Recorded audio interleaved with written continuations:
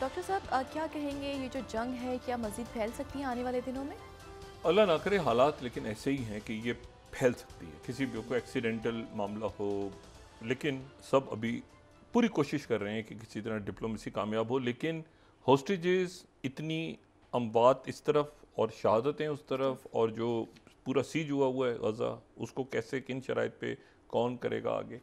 मैं सिर्फ एक बात यहाँ पे जी जी। बता दूँ वादी सीना के हवाले से। अगर ये नक्शा में दोबारा देखें इस तरह से है। ये तो एक एक इजिप्शियन नज़र आ रहा है ना हमें, यानी अलामती तौर पे। तो ये है, अगर हम नक्शे को दिखा दें तो ये जो हमें नज़र आ रहा है एक खाका सा, तो ये तो है वादी कनान। ये है इजिप्ट, प्रॉपर इजिप्ट, वादी कनान। ये दरिया नील वगैरह इधर है कहीं, नाइल डेल्टा वेल्टा। यहाँ से अब जमीन का रास्ता है और उससे वादी सीना में ये वादी सीना है दरमियान में पूरी। ये जो तिकोनी है ना, ये पूरा जो सिनाई पेनिनसुला है, ये है दरमियान में पूरा, जिसको येलो लाइन क्रॉस कर रही है। और फिर येलो लाइन ये पूरा वादी सीना है, जो इधर एशिया इधर अफ्रीका, ये दरमियान में वादी सीना। अब ये जो पीली लकीर है, इस लकीर को क्रॉस करते करते करते करते जब आप देखें नीचे वो ब्लू कलर क्रॉस कर रहे हैं ना, तो वो है बहरा अहमर। और बहरा अहमर के इस तरफ मदाइन या वो इलाके हैं जो कि अब सऊदी अरेबिया के हैं, तो जिसको रेड सी कहते हैं। रेड सी को क्रॉस किया था, और ये क्रॉसिंग जो हुई है, आप देखिए रेड, ये जो येलो लाइन है, ये येलो लाइन क्रॉस कर रही है समंदर के ऊपर से। ये साइड पे हमने जो विंडो खुली हुई है उसमें भी येलो लाइन जो है वो तो क्रॉस कर रही है समंदर को। तो आप कहेंगे कि ये लोग, ये जो पूरा सारे लोग थे, ये समंदर को कैसे क्रॉस कर गए?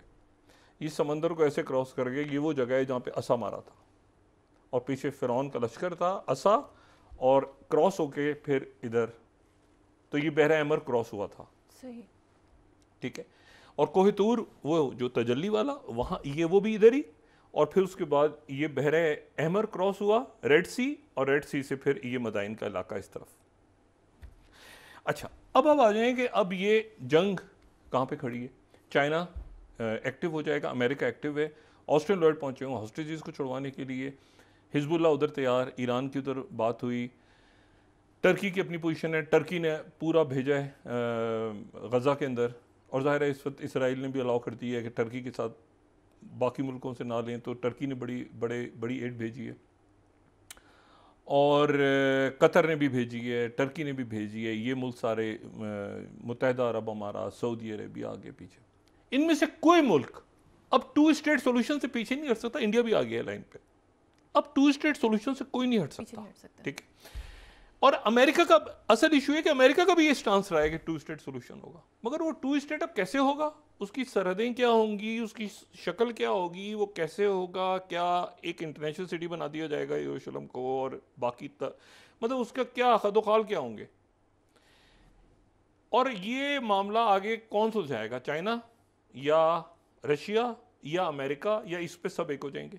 क्योंकि बेल्ट एंड रोड फोरम भी हो रहा है जिसको चाइना बिल्कुल नहीं चाहेगा ख़राब हो, और वांग ली ने जाना है वहाँ पे, जो है वो अमेरिका, और उसके बाद शी जिनपिंग ने दौरा करना है। तो लेकिन ये मशरिक़ वस्ता बॉयल हो गया, बहुत ज़्यादा बॉयल हो गया, और इसलिए हुआ है कि ये सरप्राइज अटैक भी शायद इतना नहीं था, क्योंकि वो वहाँ पर वो अब पता चल रहा है कि उनके पास नक्शे थे बाकायदा, और नक्शे थे, और उसमें नक्शे जो हैं उनके पास थे, और वो उसमें उन्होंने प्लान वो कर रहे थे काफ़ी तवील अरसे से कि जी ये इस जगह जाना है, 6 से 7 मिनट के अंदर अंदर हमने कार्रवाई पूरी करनी है, इस वक्त पे यहाँ पर इतने फ़ौजी होते हैं, यहाँ पर इतने लोग जमा होंगे, ये होंगे, हमने जाना है मोटरसाइकिलों पर, तेज़ी के साथ वापस आना है, 3 से 7 मिनट के अंदर अंदर अगवा करके लोगों को लाना है। और वो एग्जैक्ट उस टाइम, ये नहीं हुआ कि रास्ते में कोई रुक गया, कोई पकड़ा गया, किसी का पैर फिसल गया, बिल्कुल गए और वापस, पूरी कमांडो एक्शन।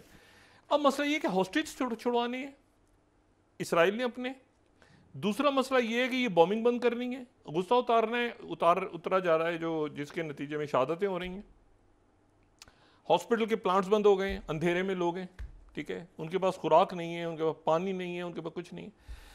और ये तमाम जो खित्ता है यूरोप समेत, अमेरिका से, वहाँ पर मुजाहरे हो रहे हैं, फ़लस्तीनी मुजाहरे कर रहे हैं, पाकिस्तान में बहुत बड़े मुजाहरे हुए हैं, सऊदी अरेबिया, बाकी पूरी दुनिया एक तरफ।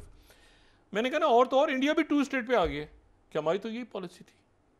वो इसराइल वो सोच रहे हैं कि ये क्या हुआ, इनको क्या हो गया।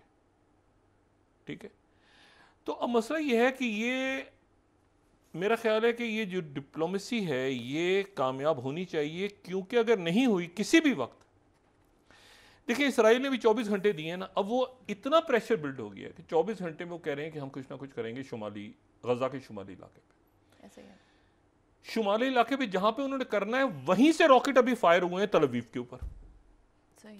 जिस इलाके पे उन्होंने धमकी दी थी कि हमने यहाँ पे अब सारे जनूब की तरफ चले जाएं, यानी टूवर्ड्स सीना, टूवर्ड्स सहराई सीना या रफा बॉर्डर कहें या सीना उसको कहें, तो आप सीना की तरफ से सिनाई की तरफ चले जाएं, तो वो क्योंकि हम नॉर्थ में आ रहे हैं तो नॉर्थ से जवाब ही आया कि उन्होंने रॉकेट फायर करनी शुरू कर दिए कि आए। और साथ ही मैंने आपसे कहा ना कि हिजबुल्लाह तैयार, हिजबुल्लाह ने बाकायदा आज ऐलान कर दिया कि हम रेडी। इसको जंग को कैसे रोकना है, कौन रोकेगा, सेक्रेटरी ब्लिंकन जॉर्डन में बात नहीं बनी, महमूद वहाँ बात नहीं बनी, कतर इसमें क्या करेगा। कतर देखें ना, ये बहुत कॉम्प्लेक्स मामला है। इसमें जो ये जो है ना, ये कोई ईस्ट तैमूर नहीं है।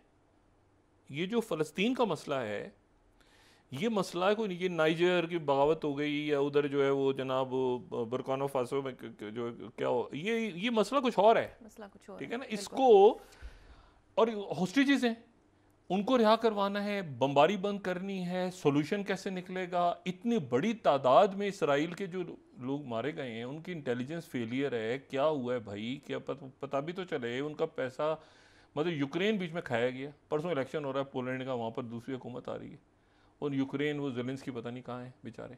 उन्होंने पहले ऐलान किया था मैं इसराइल जा रहा हूँ, फिर उन्होंने हालात देखे ख़राब हो गए हैं, वो भी शायद 2 स्टेट सोल्यूशन का ऐलान कर दें। उन्होंने कहा कि हटो बचो।